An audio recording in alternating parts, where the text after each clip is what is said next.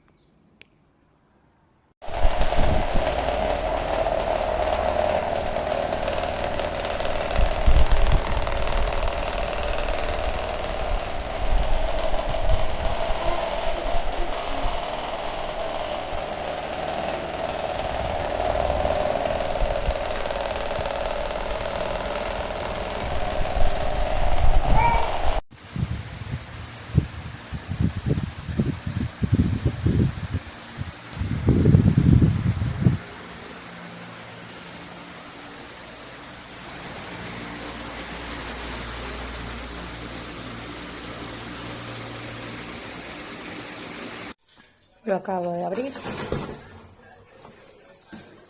Está sucio.